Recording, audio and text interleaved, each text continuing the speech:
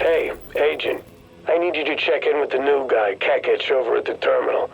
He's got something big on his hands and he could use your...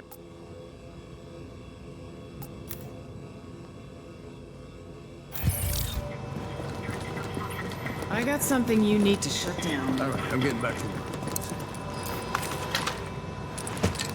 Take care of Eric.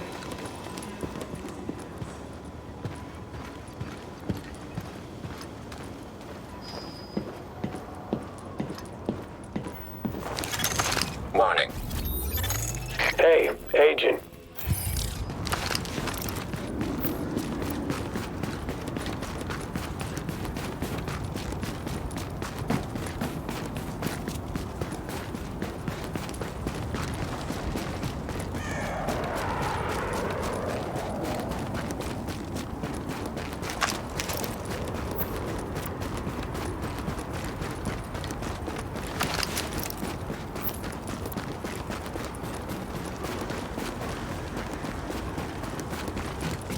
Good luck out there.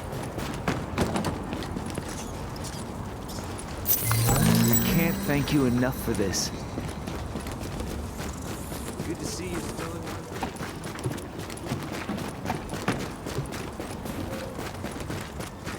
We owe you, you know?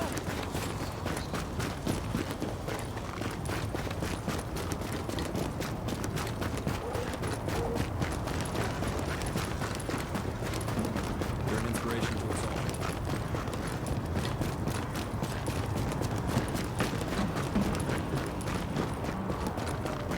You're doing great work out there!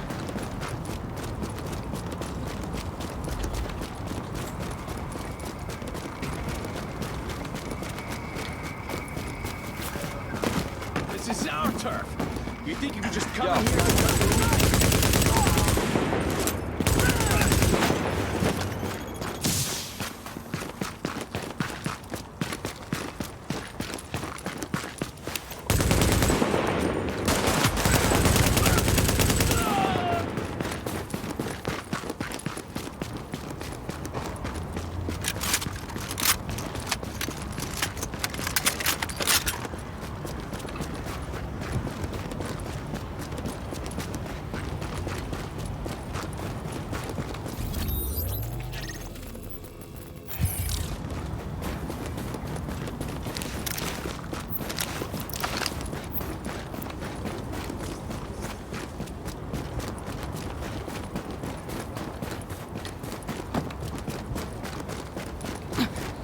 Please, please, please.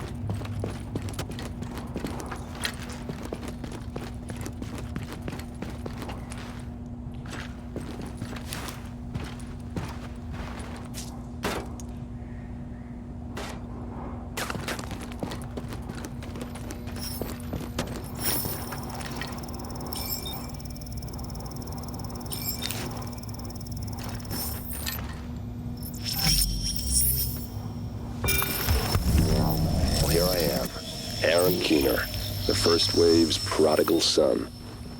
Normally I'd do this face-to-face, but I'm not 100% sure which way you'll jump. You act one way when Ms. Lau is watching, and another way entirely when you're off the leash. That's an interesting contradiction. You see, I think that deep down, you get it. You know, the old rules, laws, governments, those things died on Black Friday. But the feral PMCs, the convicts, the ones smart enough and good enough to take what they need, they'll survive. Me? I'm gonna prosper. Oh, you could too, but you took an oath, right? You got a duty. Those are both ways of saying that your conscience is fucking you. You ask yourself, who has earned a right to tell you what to do? Do you know how many agents died to hold the Dark Zone just for the brass to give up and put a wall around it? You don't believe me? You should check the place out for yourself. But the people you're working for, they're irrelevant now. Amherst changed how the game is played, and I have got the vision to win. I got Chernenko, I got a DNA printer, and a very interesting recipe book. I'm gonna write my own rules. You should think about getting in on this thing. I'll be seeing you.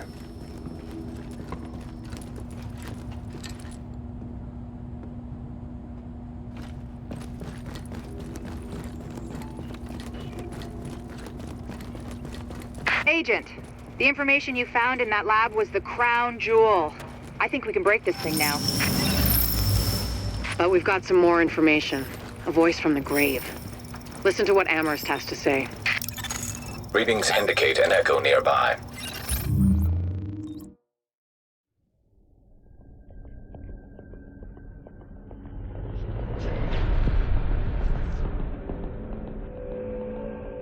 What you're looking at is the smallpox virus, one of the deadliest pathogens on the planet.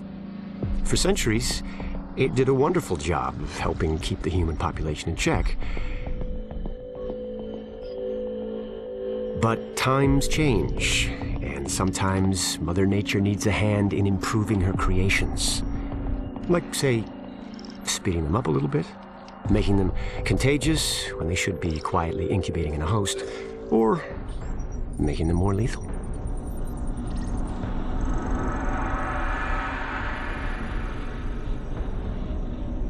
I didn't come up with the approach on my own. My friend Vitaly's one of the pioneers in the field, and the idea has been around for years. Genome as data. You see, once we digitized DNA, we made it infinitely mutable. We could do 1,000 virtual variations in the time it used to take to grow a one-lab-grade generation of pathogens. And we could pick the best, most lethal combinations and make them real. That's how you make a killer virus, you see. Mix in genetic code from other diseases, and you move the sliders all the way up on lethality and virulence.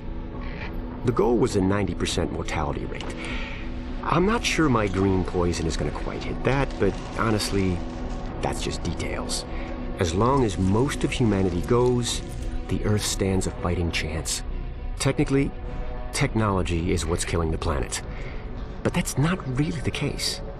It's the greed that drives the technology. But a funny thing happened on the way to $100 genome maps and 3D printed plastic toys. Someone figured out those technologies could be repurposed, modified for the greater good. Me.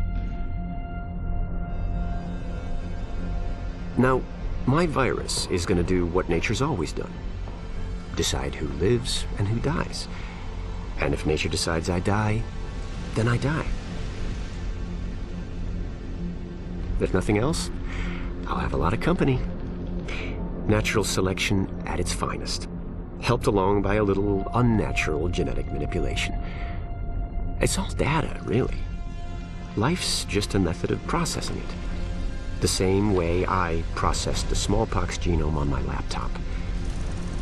And who's to say that wasn't the plan all along? If, by some miracle, you survive green poison, then nature's decided you deserve to live. The rest of us shouldn't and won't. Godspeed. I'll see you in hell.